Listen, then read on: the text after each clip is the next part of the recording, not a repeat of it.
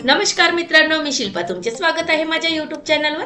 तर आज मी तुमच्यासाठी घेऊन आलेली आहे आंब्याच्या सीझनची, कैरीच्या सीझनची वर्षभर टिकणारी आंबा कँडी किंवा मँगो कँडी.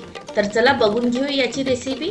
तर सर्वात आधी इथे मी छान इथे असे परिपक्व आंबे घेतलेले आहेत. छानपैकी असे कडक आंबे घेतलेले आहे. बिलकुल नरम किंवा पिवळा पडलेला आंबा आपल्याला घ्यायचा नाहीये. मस्त छान कडक आंबे घेतलेले आहे. स्वच्छ धुवून घेतले, पुसून घेतले आणि आता याला छान सोलून घेते. आता व्यवस्थित याच्यावरचं आपल्याला हे ग्रीन साल काढायचं आहे.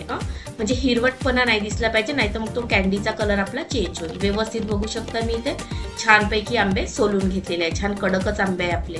व्यवस्थित सोलून झाले सर्व आंबे. आता आपल्याला याचे छान असे पातळ काप करून घ्यायचे आहे. कोणत्याही आवडीचे तुम्ही काप करून घेऊ शकता, लांबसरही काप करून घेऊ शकता. मी असे थोडे लांब न करता त्याचे 2 भाग केलेले आहे. बघू शकता, मी दाखवते तुम्हाला. या प्रकारे छानपैकी आंब्याचा पूर्ण आपल्याला तोही काढून घ्यायचा आहे. आणि असे पातळ पातळ बघू शकता, याही प्रकारे तुम्ही करू शकता.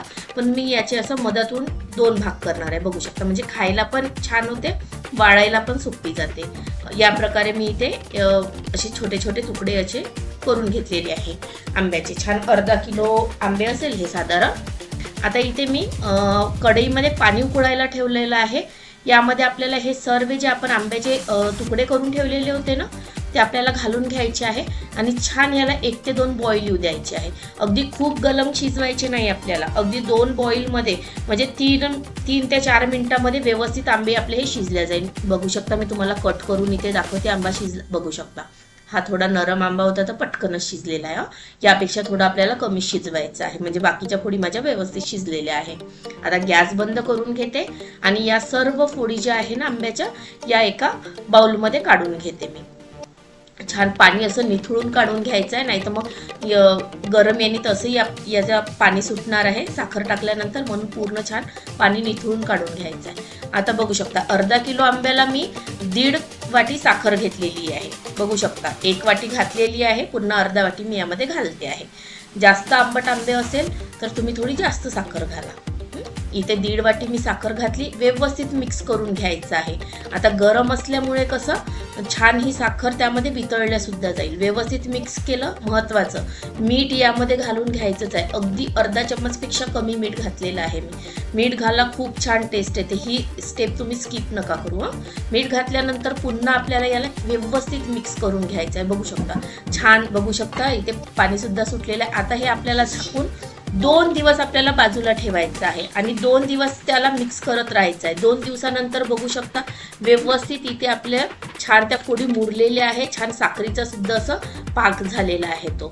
आता आपल्याला काय करायचं आहे, अशा चाळणीच्या साहाय्याने याला ह्या सर्व फोडी आपल्याला असं पाणी ते झाडून घ्यायचं आहे. त्याचं पूर्ण तो पाक असा झाडून घ्यायचा आहे आणि एक एक फोड आपल्याला छान ताटामध्ये वाळत घालायची आहे. छान व्यवस्थित अशी एक एक फोड आपल्याला घेऊन अशी थोडं डिस्टन्स ठेवून वाळत घालायची आहे, म्हणजे त्या व्यवस्थित वाळल्या जाईल.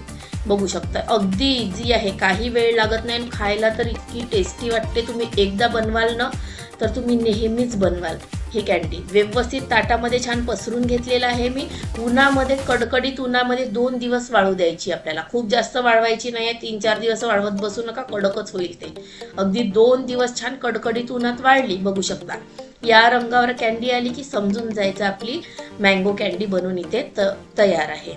बघू शकता, छानपैकी वाळलेली आहे. तुम्हाला आवळा कँडी आवडत असेल तर तुम्हाला मँगो कँडी त्याच्या दुपटीने आवडेल. बघू शकता, छानपैकी सॉफ्ट पण आहे ती, त्याच्यामध्ये मॉइश्चर पण नाही आणि व्यवस्थित वाळल्या गेलेली आहे. आता यामध्ये आपल्याला पावडर शुगर घालायची आहे, म्हणजे पिठी साखर घालायची आहे. याने काय होईल, जोही याच्यात थोडाफार मॉइश्चर असेल ते निघून जाईल आणि तो बुरशी वगैरे लागणार नाही.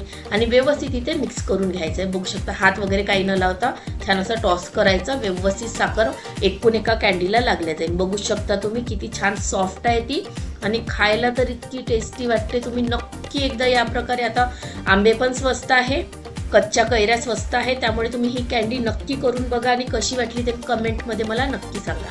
तुमचा अमूल्य वेळ दिल्याबद्दल खूप खूप धन्यवाद. ही कँडी तुम्ही वर्षभर, 2 वर्षही डब्यामध्ये साठवून ठेवून खाऊ शकता, पण मला वाटत नाही तितके दिवस टिकेल, म्हणून खूप टेस्टी होते. लवकरच संपून जाईल. तर नक्की बनवा आणि नक्की खा. धन्यवाद.